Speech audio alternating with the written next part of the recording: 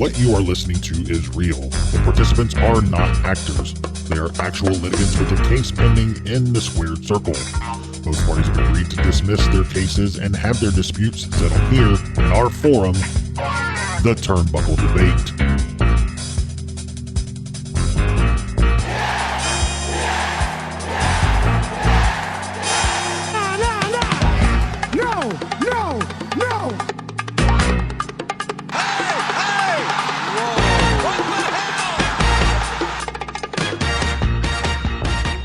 Hey everyone, welcome back to the Turnbuckle Debate. My name is Sneed. I'm Chad.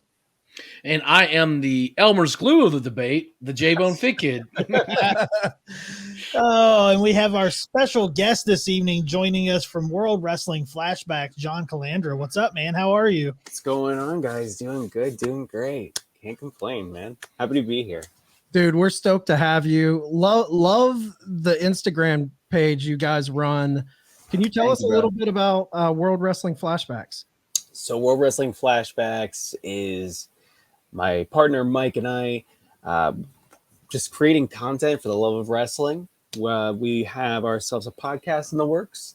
We are constantly uploading content to our TikTok, doing wrestling facts about twice a week, covering everything and anything that's weird, strange, just whatever's going on, we're covering it. And we also have the Instagram where we're doing recreations with figures, giveaways, and all that. Yeah. I love the fact, I think you guys dropped it today about the wrestler from 1974, because what's funny about that is we had a segment, we haven't done it in a while, but we used to have a segment called Tavern Goes to the Movies where we would talk about wrestling movies, and we covered the wrestler. So when I saw that, I was like, that's awesome that you guys are covering Vince Sr. popping up in that movie. That's awesome, dude. Yeah, we honestly were just talking, like, we need to cover, like, do like watch alongs. Like, that would be great, honestly. Yeah. I would love to, like, dive deep. I've never seen, like, The Wrestler. Mike was telling me all about it, and I'm like, the one with Mickey Rourke? He's like, no, it's different. I'm like, something else? Ed Asner from... I thought he was having, like, a stroke. It was, like, a fever dream. He's like, no, Vince McMahon Sr. I'm like, are you okay? No. Yeah, there's like a young Dusty, a young Ric Flair, man. Tons of people. Crazy, that roster. Funk in it? Was Funk in it? I think maybe Funk was in it. There were so many people in it. The version we watched, the only version you can find, the quality is horrendous. Like, so bad. They haven't remastered the movie, but it is like a fun little like time capsule for wrestling fans. Well, awesome, man. You ready, Steve? Yeah, so what we'll do, we have 3 topics. We'll get into it. We'll do about 10, 15 minutes per topic, depending on how long-winded J-Bone can be, which can be... Whoa. And you know what? I shouldn't have said that. We'll put our differences aside. We have inner show differences that we're going to put aside for this. All right? Jeez, man. Okay. Shooting right from the hip, right out of the gate. You're not Tom. You're not. He's not the staple. He's the Elmer's glue. I'm the Elmer's glue. Okay. I love it. All right, so if you guys are ready, we'll get into our first topic. Let's do it. All right. First topic of the evening. Is Edge's faction Judgment Day a ripoff of AEW's House of Black? I'll jump in. Ripoff? What's a ripoff in wrestling? I feel like everything is a ripoff of something. I feel like House of Black is a ripoff of the Ministry. Yeah. It's a ripoff of the Brood. And here's the thing, dude.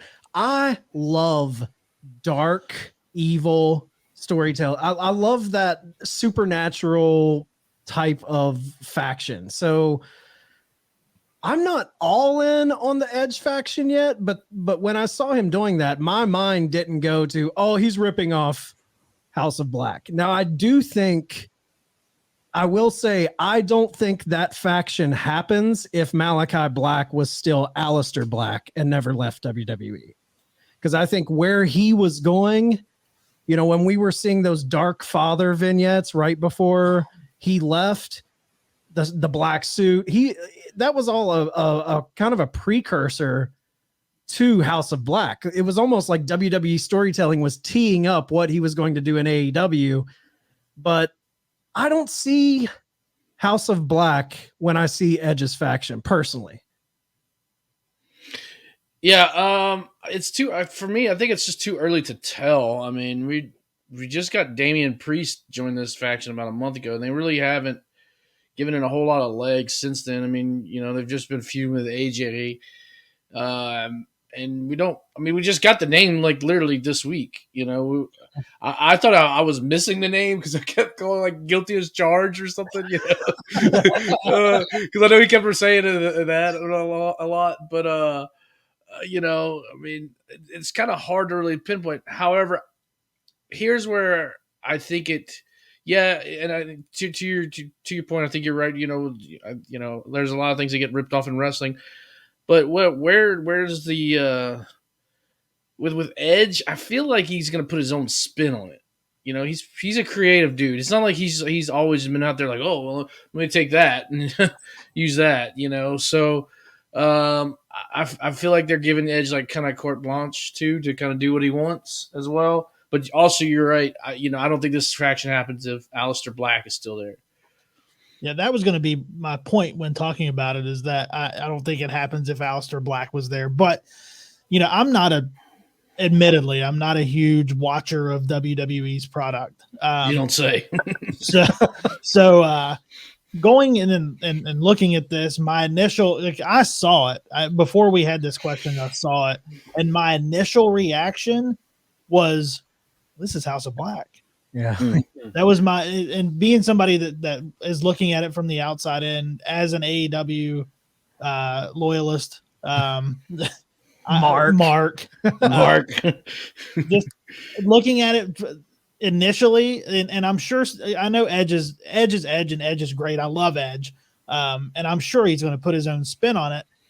But initially for me, like from this question, I would say yes now, just because that was my initial reaction when I saw it. Right. Is, well, this is how has House of Black written all over it. So that's my take on it from somebody who's not a huge WWE fan. I think it would have made just way more sense just to call it the Brood. Yeah. Call them the Brood. Like, it would Yeah. have been so much cooler. You get more use out of that banging song. Like, Yeah. and people like callbacks, Yep. Wrestling is like a story, and it repeats itself. you Yep. know? So why not just do a callback to that? Yeah. Yeah. Get a third guy in there and let Edge kind of take that like Gangrel position, Right. like the Yes. head of it, but have two cronies, Mhm. that are on his caliber. If Zack and Ryder were still there, Right. Zack and Ryder, what I'm saying. Brian Myers and And Matt Matt Cardona. Cardona were still there, I'd say they could Yeah. be the guys. But Right. The Edge heads. Damian Yeah. Priest, let's say we go with him and Cesaro, Yeah. somebody. Ricochet, I think. Yeah. Here's what I like about it, and this kind of goes to what you're saying, John, is like, I like that Edge has mentioned in this last promo, he mentioned the Brood. He mentioned Ministry of Darkness. So to me, if you really want to make this faction work, don't just make it a complete new thing.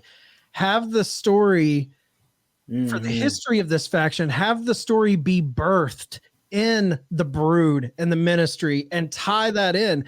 If I'm putting my fantasy Mark Booker hat on, what I'm going to do, I'm going to call up a guy who's a trainer right now who does indie shots here and there, and I'm going to be like, hey, Gangrel, come in for about a month run, have him be the old sage that is over Edge, and have Edge take him out. He doesn't have to be full time. I love that. Have him do like a month run, have Edge take him out. Essentially in story, Edge is taking over. He's killing the former leader to become the leader.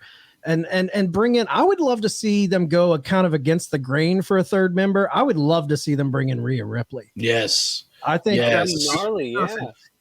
Yeah, and you know, if you keep going using the history of Edge, you know, like, okay, you know, I came in as this dark figure kind of thing, you know, because, you know, he was this mysterious figure, and then I learned under the tutelage of Under Gangrel, which then I learned, which became under the tutelage of the Undertaker, and all this stuff. Well, ultimately, what you're doing is you're taking back that idea of House of Black, and then House of Black is being the guys. Oh, these guys are actually the ripoffs. Exactly. Yeah, you know. Exactly. So then, and in the eyes of people, like, oh wait, no, actually, Edge just started this. That's right. Aleister Black, he's just this guy that just formed this idea from this. So Yeah, because if you root it in history, it ties, because what came first? The Brood came first, right? And then they kind of joined in Yes. history, right? right, yeah, Bring back, I'm with John, bring back that fucking entrance music. yeah, Bring back the music, bring back the coming up through the stage, the Ring of Fire. Arguably top 5 entrance theme Dude. ever for me. That's why he Banger. brought it back at Mania. I mean, Yeah. Didn't he do it at SummerSlam too? I think Yeah, he did it at SummerSlam, and then I think at Hell in a Cell or something. Yeah. Yeah. Or no, it was one of the Saudi shows, whatever they call them. Dude, Blood and money.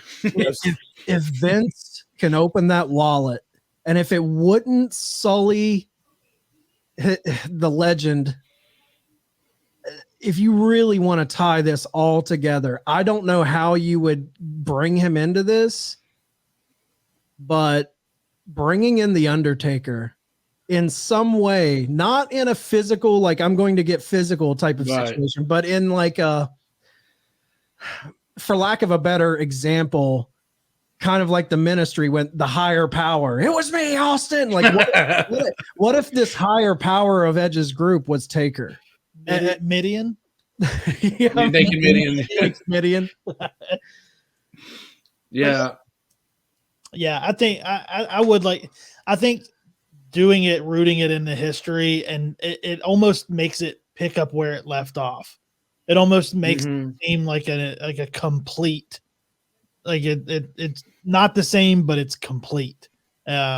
Which is what it would do to make House of Black seem like they are the ones that are taking from it. Now, just a separate question before we move on to topic number 2. When you guys see Malachi Black doing the House of Black and doing those cool vignettes that they do you get the sense of, oh, he's ripping off kind of the vibe that Undertaker set? Or do you think there's always room for that type of character in pro wrestling? Let me speak on that. I don't think so. I think that like you're saying, there is always room for that type of character. Yeah. I think what he's doing is different in the delivery of the Undertaker. Yeah.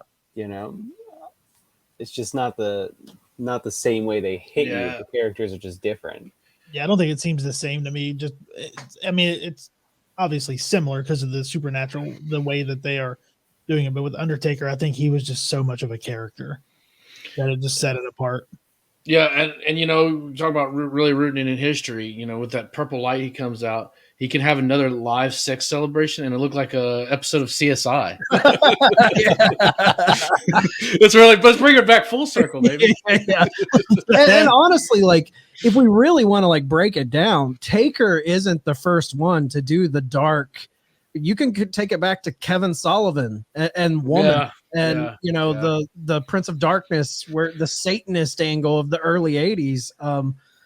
But yeah, man, I'm all for it. I don't think there's a ripoff at all. I think I love it. I love House of Black, and I love I'm enjoying characters Edge. like that. I do too. I love the when you throw this type of character because it's fun. It's not just a guy out there wrestling. It adds spice to it. Fuck Bray Wyatt. That's what made Bray Wyatt. It's important though to have few though. You don't want to bog your roster down with like more than I'd say 5 cap.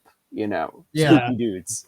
And that's even pushing it. I mean, that's if if you think about it, we had Kane, Undertaker, Bray Wyatt. Who else was in WWE that was active around those 3 guys? I mean, you could also say Aleister Black a bit in NXT around then also. So I mean, you could have spooky dudes coexisting. Right. Well, you even had two spooky dudes coexisting when you had Undertaker and Papa Shango. Right. Yeah, Papa Shango. You had the same thing then. So That was a character as a kid, man. I loved Papa Shango, man. not gonna Papa lie, Shango's awesome. scared the shit out of me when Yeah. he made the tar come from the Ultimate Warrior's face.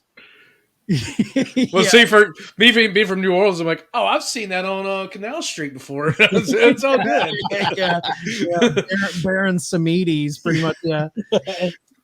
All right, guys. Well, if anybody has any final thoughts, if you don't have any final thoughts, we'll move to the second topip.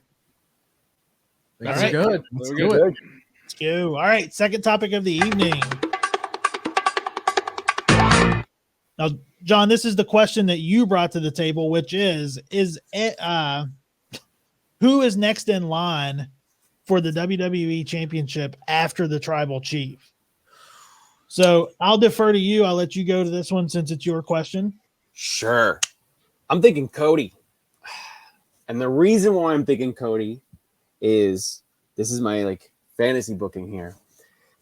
Next year's Mania, I'm thinking we have the Royal Rumble right before Mania, and the Royal Rumble coming up. We got 29 is Cody.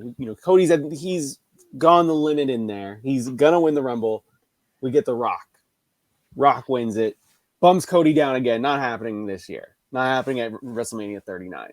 Keep building that story up of him working through the roster and keep making Reigns a beast for another 2 years, essentially. Ooh, that's a For rain right WrestleMania there. 40. That's when we drop the title of Cody. Cody comes in clean, right? Roman has beaten everybody at this point, pretty much. Anybody worth a title shot. So Cody basically coming in there clean. He's not been defeated by, Reigns yet. He hasn't had that, but he could be the guy, the David and Goliath story to take down Reigns. I think that would be so perfect and a nice little wrapping everything up the way his father was unable to do in WWE, which is win the world title.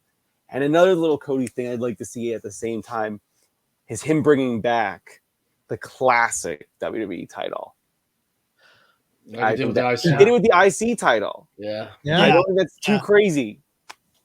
I would love him to I bring think back the Winged Eagle, man. Yeah. Yeah. Love that. Big fan of the Winged Eagle. I mean, it was our childhood, so Yeah. Your So thoughts? I could see this a couple different. So it depends on how you go different ways on this question. Short term, yes, I would actually say Cody. Short term, and I know that's not very fun, but I wouldn't do it. WrestleMania 40. I would do that at the UK show. The reason being is it's the same weekend as All Out. Oh yeah. Yeah. So that way, I mean, and that's more of like kind of a shot of a bow, because WWE is very passive aggressive a lot of times with the way they do things. So that's one way I could see it. But if you're looking at the next guy, I just have two names, and this is depending on a lot of different things that have to go into play. Okay, one would be if they signed MJF, keep the title on Roman, turn him babyface at some point, have MJF come in and maybe WrestleMania 40. God, whoa. hot take. We need a hot take. Yeah, and like I said, obviously there would be a lot of things in WWE play. can clip the wings of MJF when he goes there.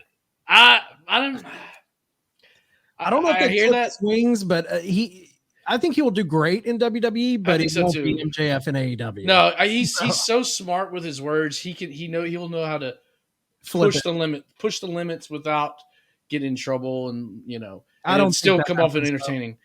But and like I said, that is really there's a lot of steps that have to go into play. Another thing, he made such a rattled the cages, so to speak, online. Give it to Ali. Make him be the next guy. Again, a lot of steps to have to go down the line. If you're looking at next year's Mania, if you go next year's Mania, I mean, it's kind of Shout out to The tough. Rock. if you're booking towards next year's Mania, I mean, I would have to probably go with, I don't know really. Now I'm thinking about it. It's tough. I think it's either got to be short term. You put a hot shot on Cody, or you book it, try to build up to a young star. Maybe get to an MJF potentially, and that would be the MJF would be your torchbearer, so to speak. You're bringing yourself into the new generation. So I see more of a Braun Breaker if they're going to bring in like a young guy. Why not bring in their homegrown talent and raise that? Which leads me to my response. Okay, here we go. go. So my answer to the question. So there's three people that I thought about when doing this, when trying to figure out who this should be, and who I picked out of. I'll tell you who the three were, but the one that I picked out of the three is Braun Breaker.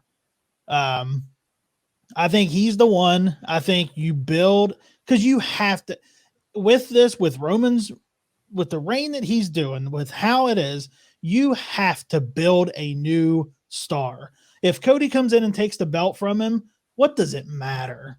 What does that mean? Cody's established, and you have that person. You have to have somebody. You have to establish new stars. So you have people and that you can do. And I mean, he needs time, he needs work. And I'm not saying that this is going to happen now, but I'm thinking that, you get you keep it on him until Mania. You have The Rock and Roman Reigns, whatever, if you want to do that at Mania. You have Breaker win a Money in the Bank. And then he uses that as a cash in, and takes the title from Roman. And then at that point, then Cody can come in and do his thing, because we all know he's going to get the belt at some point. The other two names that I had was Tommaso Ciampa or Gunther. Oh, Gunther. I'd love them to do that. Gunther. I don't think they'd ever put it on Walter, not Gunther. It's Walter. Yeah. I had to mentally prepare myself today that I wasn't going to say Walter on here. But my pick, because you have to establish a new star, would be Braun Breaker. Okay, so my mind went instantly to Cody.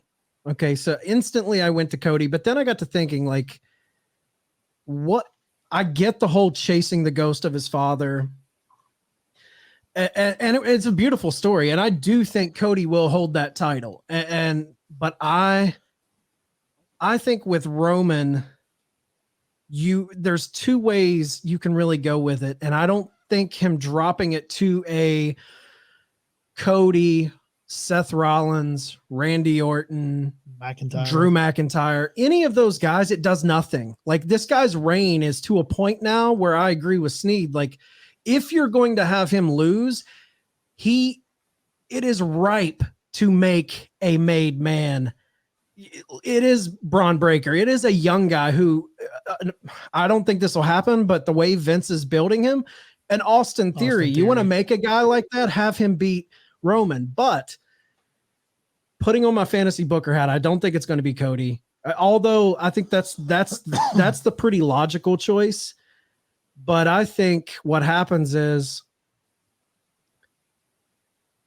Roman, around maybe Rumble time, leading into the Rumble, depending on when they bring him in, I think somehow, some way, there is a Rock angle with Roman.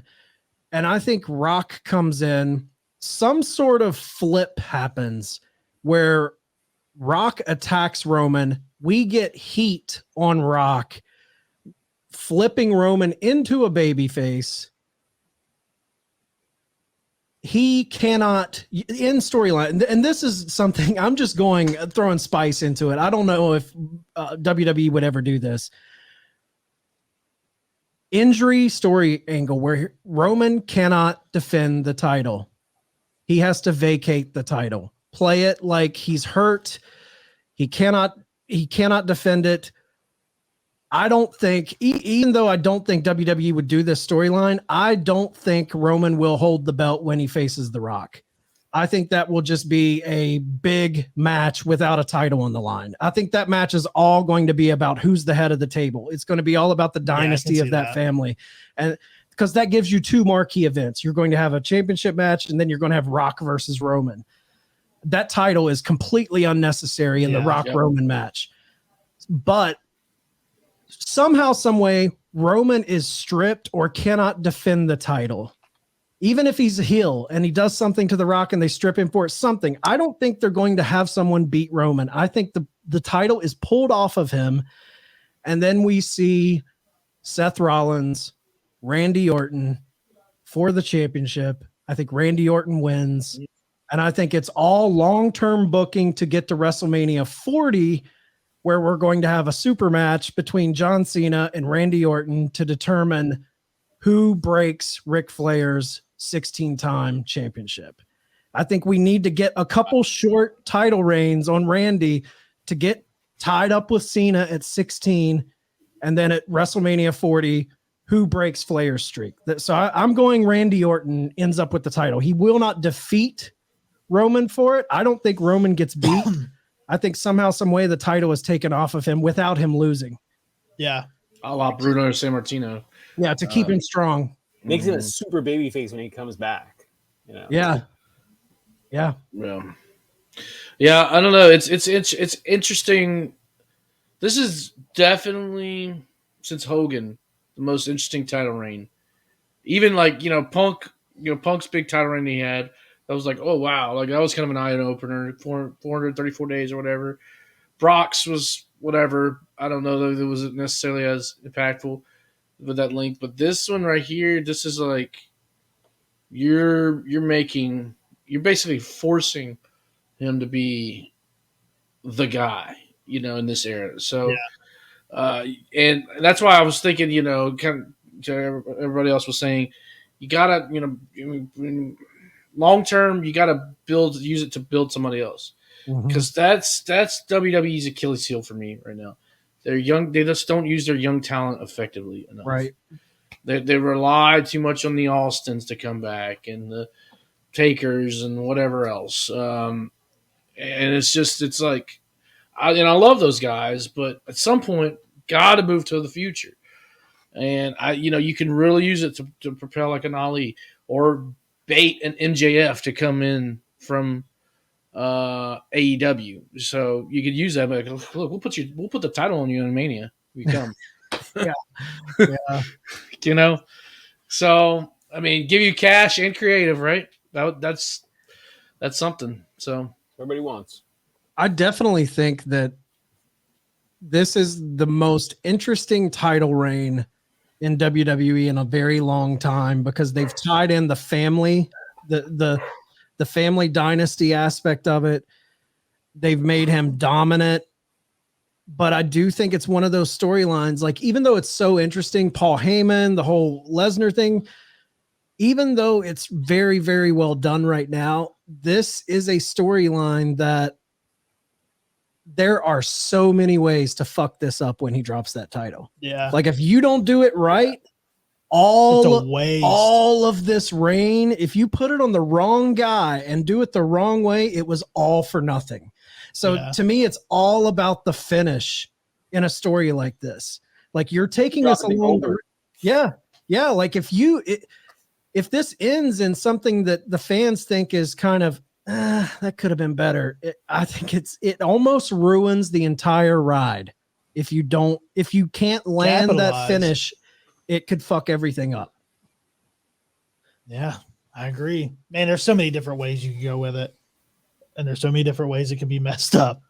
Yeah, a Braun Breaker would be great. I mean, a Braun Breaker, Cody would be great too. I mean, I want Cody to hold that world title. I mean, I think eventually we know Cody's going to hold it. Right. Eventually. It makes sense to go for Roman against it, because they both have that family lineage. They both have such similar backgrounds. That's very true. One person was ostracized from the company, and one person was handed pretty much everything.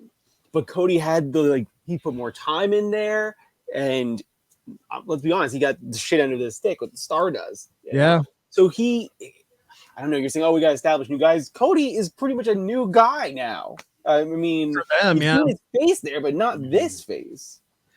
No, that family dynamic is.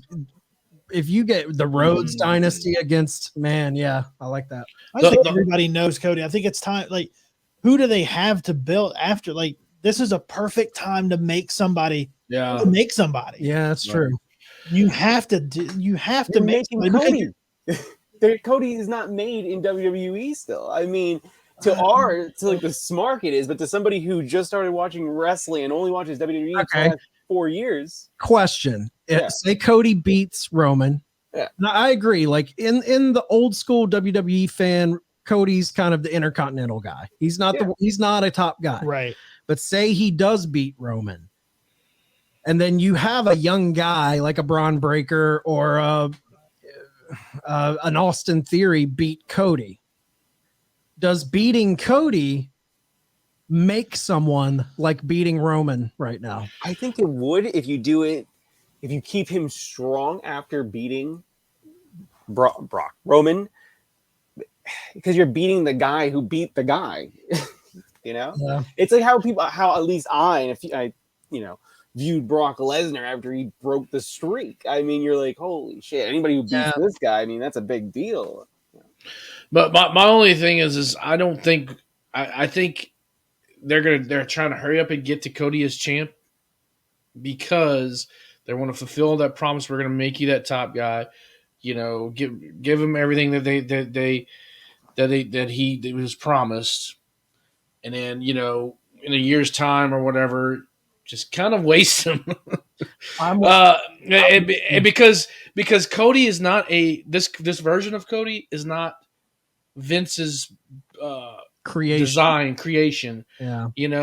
And look, I mean, Cody says, Vince said, oh, you went out in there and you did it. But we know Vince. He wants his creation out there. He paid like, what is it? I think $3 million for Cody. What was it? I think it's 3 or 4 a year or something. Yeah. He paid a lot of money. I don't think you would spend that much coin on one guy just to say, all right, now I got him. I'm going to piss him away now.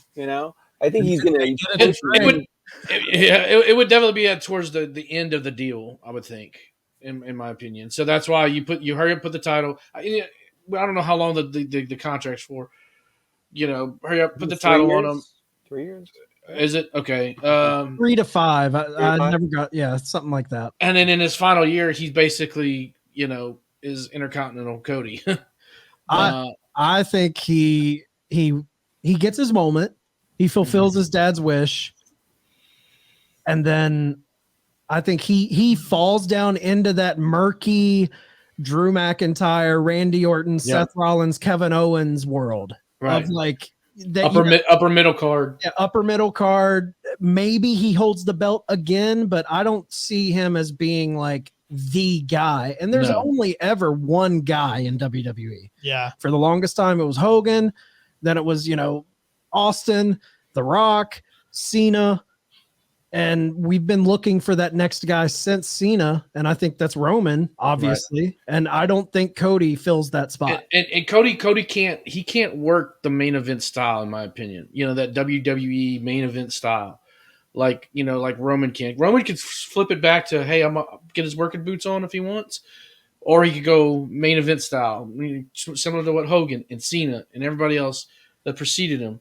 For the most part, Brett's a little bit different. But anyways, I don't think I can't see Cody like just flipping, like being a brawler or doing whatever, just real tender moves to make sure he's the golden goose is there to stay.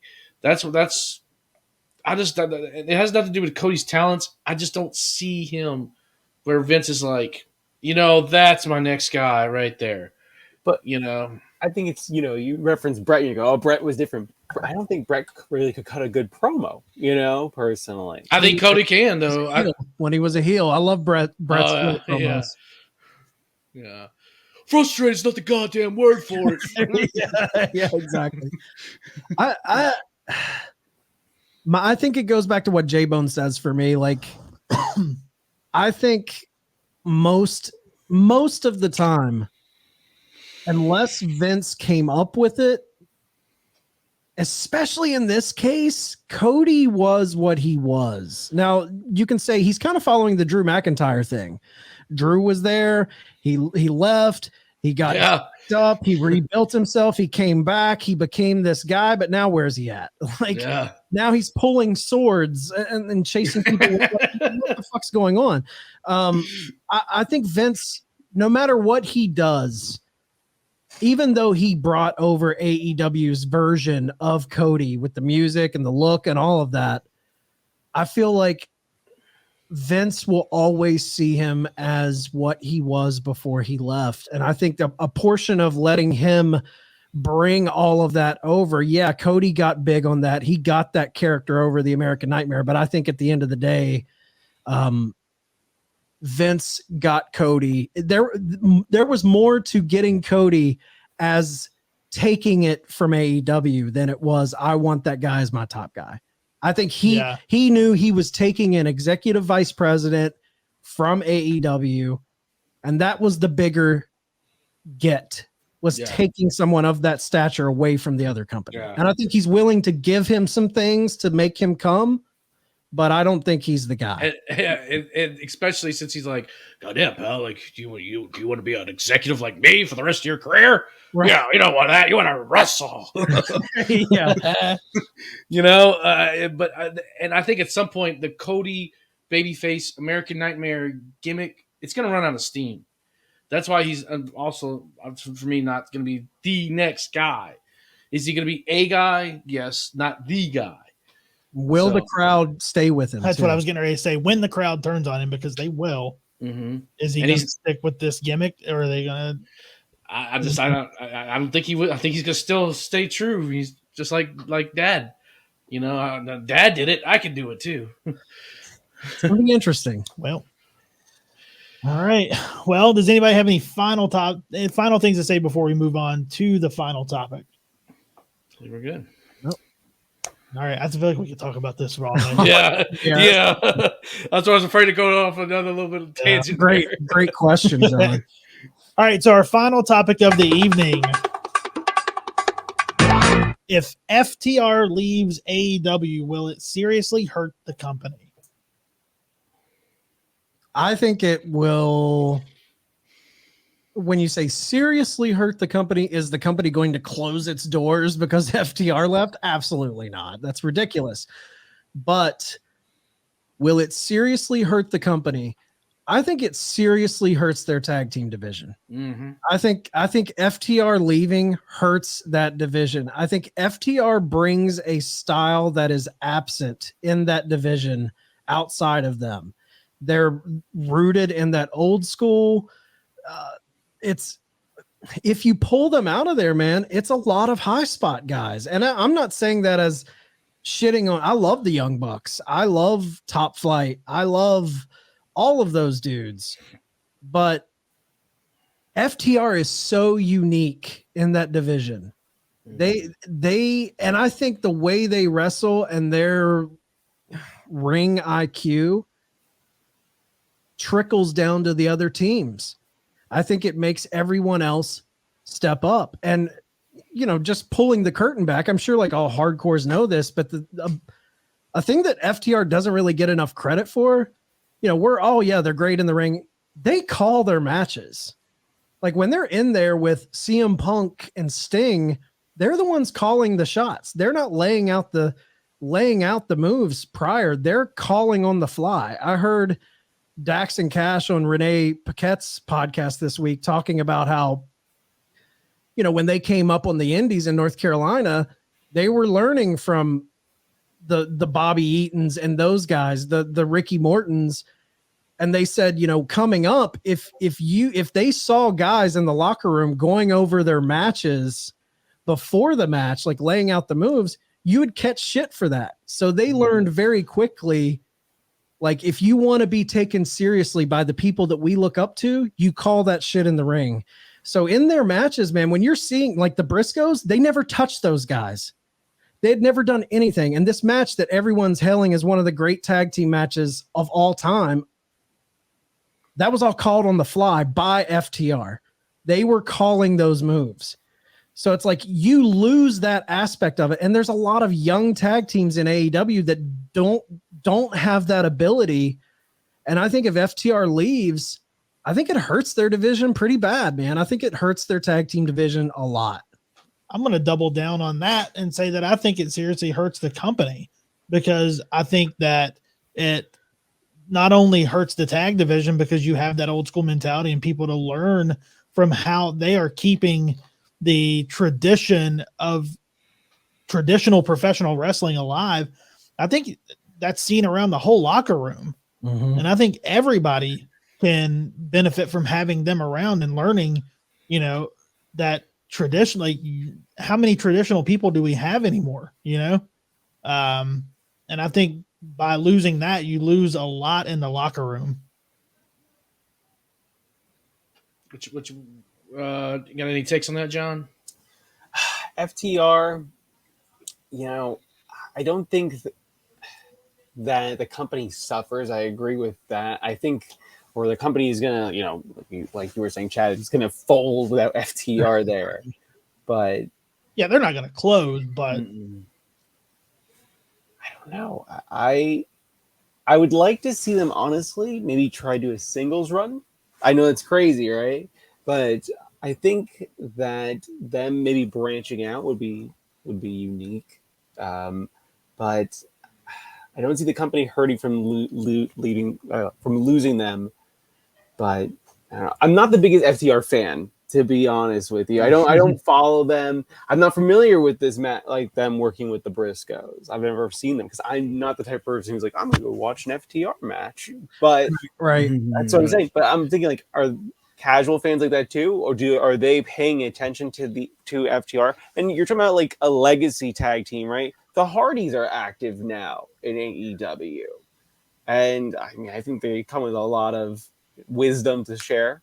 But I love this opinion though, because this is an opinion that there are people out there that don't see they're not connecting to the FTR. yeah, I love hearing this take, because I think they're talented. They're super talented. I'm not trying to sit here and crap on the guys, especially, after I forgot which member it was who socked the guy in the face after he assaulted Bret Hart. Yes, I can't hate them after that. I'm always an FTR guy since then. But I just never really pay attention to their matches. There's just something about them that does not make me want to watch. And I know people feel the same way about the Dark Order, for example, but I'd rather watch a match with them, honestly. I love that. Yeah. I mean, so to me, basically, what I'm hearing, if I'm correct, like it wouldn't really matter at all if they left. It wouldn't matter to me. I don't think you lose much. You wouldn't miss them if they were gone. Like if I don't think I would really even notice. Honestly, wow, that's awesome. No. I am a diehard AEW fan. Also, I have all the toys. Yep, we are too. Belts. I've got apparel. You know what I mean? So, but still, I don't pay attention when they're on. So if FTR and the Bucks AEW active, that I'm like, are you a Bucks guy? I am a Bucks fan. Yes. I love the Bucks too. I love the Bucks. Usually there's like, you're either a Bucks fan or because their styles are so drastically opposed. But what do you think, J-Bone? Well, for me personally, I mean, this is like the best tag division that's ever been assembled in AEW. Agreed. And being in like a late 80s, early 90s kid, with the Hart Foundation, British Bulldogs, even Demolition, LOD. even people like the Killer Bees, right?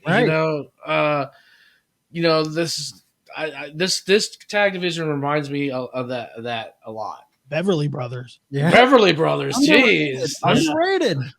FTR is on right now. Their match. I think FTR of those last 6 weeks or so, man, I enjoyed them quite a bit, but they really have surprised the heck out of me, just with the way they've moved. Because for them to organically flip babyface the way they have, I'm like, these are some freaking workers.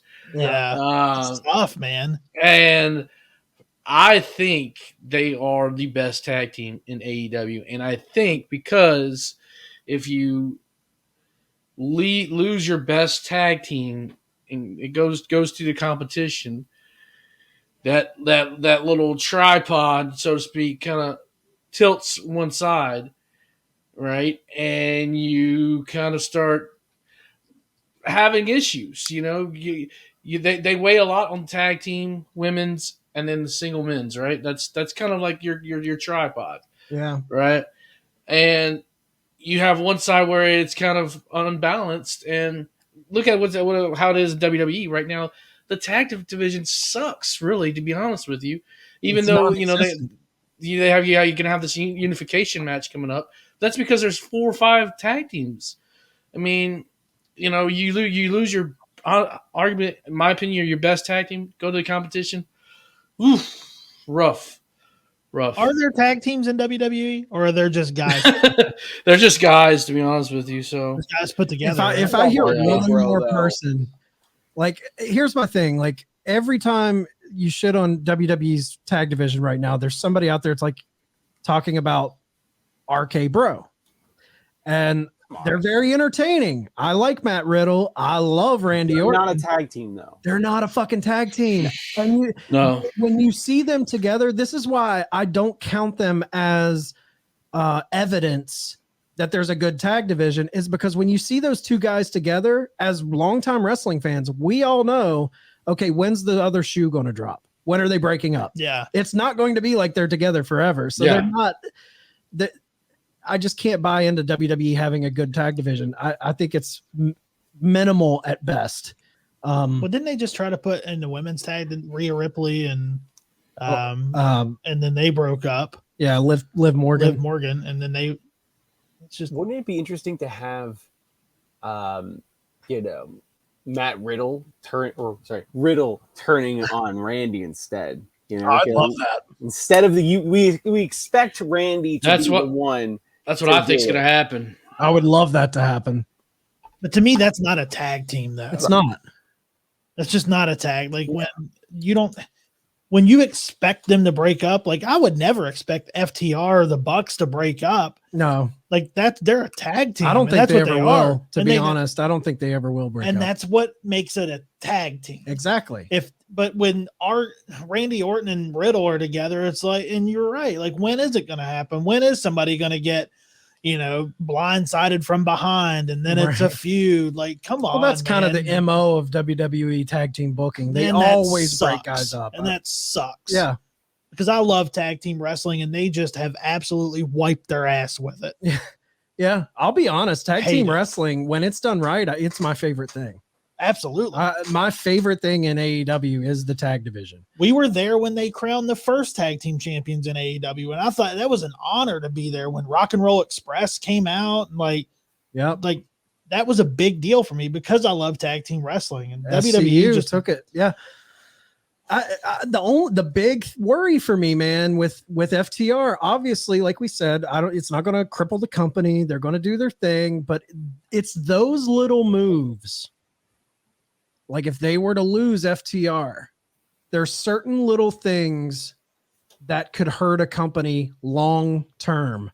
I think if we lose MJF and FTR in the same year, that's bad. That's a bad loss for AEW. And because at that point, the tag division, there's no leaders, there's no ringleaders.